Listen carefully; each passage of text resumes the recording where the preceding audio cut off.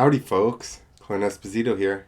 Today we're going to talk about Anaheim 2 track map, entry list, and futures, even though I don't know anything about the futures we're going to talk about.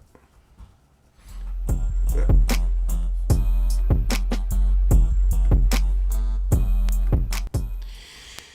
All right. Let's get right into it. First, the track map, because that's more straightforward. See that little graphic? A2 track map. Who else is doing that? No one. It looks cool. It's obviously a baseball diamond, which you get a lot more back and forth when you're doing the baseball diamond than you do a football field. So it's this track is actually pretty cool. Because, so here's the start straight. You got a nice 180 left-hander. It looks like there might be some little, like, roller type of things. Like, a la, what was it? Mickey Thompson Stadium races. Remember that? Speaking of, Maximus Volan's dad and uncle used to own that shit. Except for when Larry Brooks went, I think. Larry Brooks is the only one that would beat him. Anyway, okay, starting straight, 180, come back, some rollers, 90-degree right, and then you tuck into the rest of the track. But the thing that I like here is that the track actually crosses the start straightaway 1, 2, 3, 4 times. And normally you don't see that, so that is pretty cool. And last week, I guess nobody was screwed up by the rut in the corner. I guess nobody bitched, so seems that everything was okay. Other than that, we got one whoop section, one long whoop section, and then you've got, I'm assuming over here on the right hand side, this might be a little, well, that's probably dragging back. Which way is this track going? This way.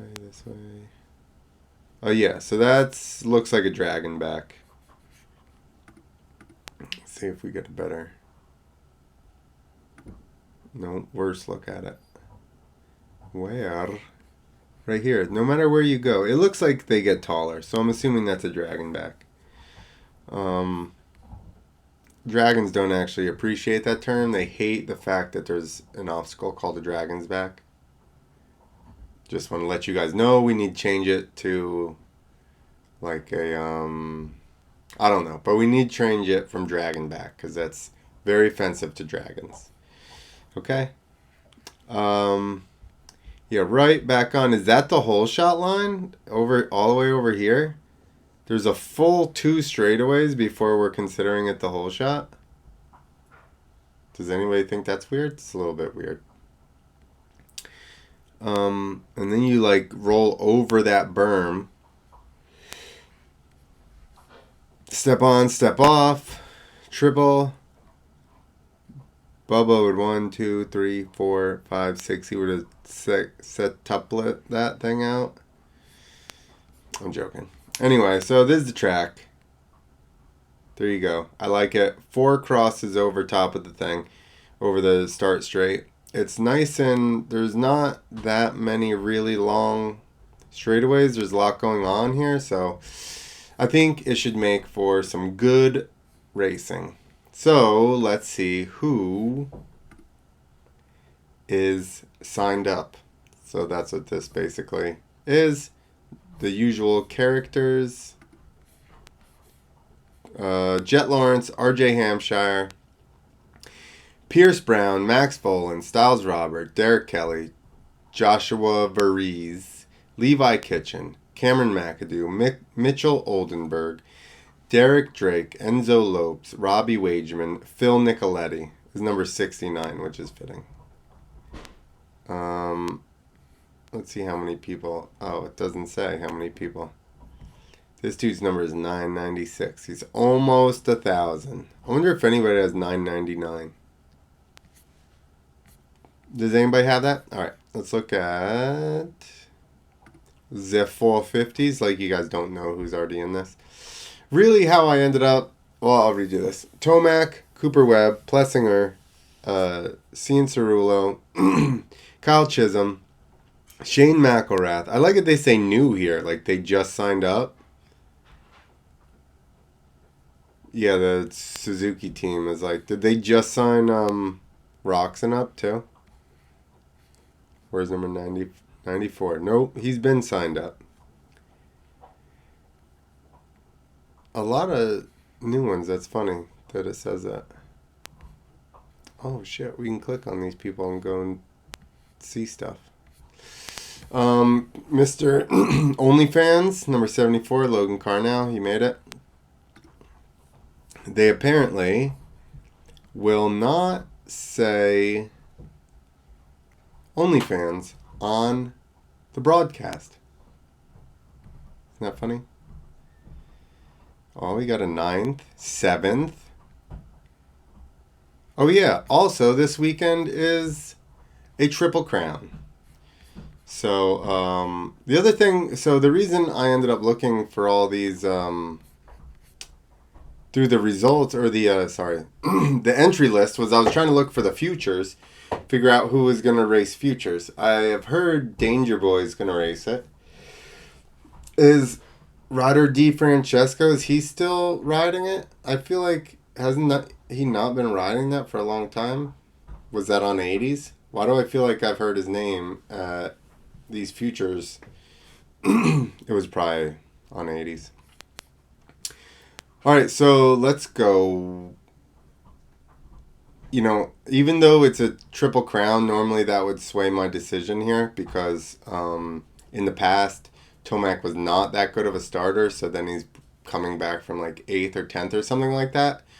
But this year he seems to be dialed on starts. If you guys did you guys see Rhino's post?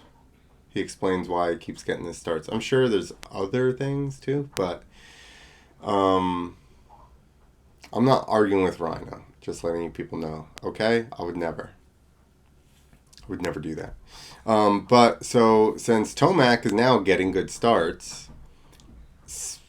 we've seen 2 races so far. Both races he got good starts. So we're gonna say consistently getting good starts. I kind of feel like he may win everything this year. Is that a crazy statement? I don't know. Aaron Plessinger, Eli Tomac with good starts, very difficult to beat, especially since he's enjoying the bike. So it's hard to bet against him. Nobody else has really been lightning fast off of the start. Like within the first couple laps, Tomac's hunting him down. So there's that. Like I said, I don't know who's riding futures, but there will be some futures this weekend. And what's your predictions, people? That's it. We looked at the track and we looked at the entry list, which you only care about the first 7 people anyway, unless you know somebody, I'm gonna guess. Okay, so I am gonna say right now, I think that Tomac might clean sweep it. We've seen it twice before. Stewart did it outside. Did he win all Supercrosses? I need somebody else to Google while I do this. I don't know.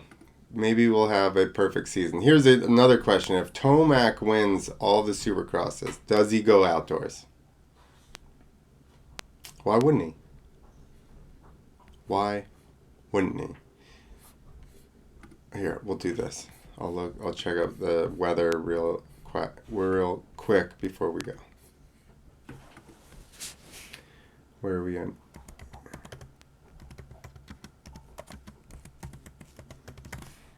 Anaheim, California weather. All right. Sunday. Okay, good. Sunday is going to be a high of 61, cloudy. But the rest of the days, 70, 67, that's highs, obviously. But Wednesday, Thursday, Friday, it's all sunny. So I'm sure whatever was up with, I'm sure they had a Monster Jam or something last weekend. It's weird that there's 2 weeks in a row. Do they leave the dirt in the stadium this whole time?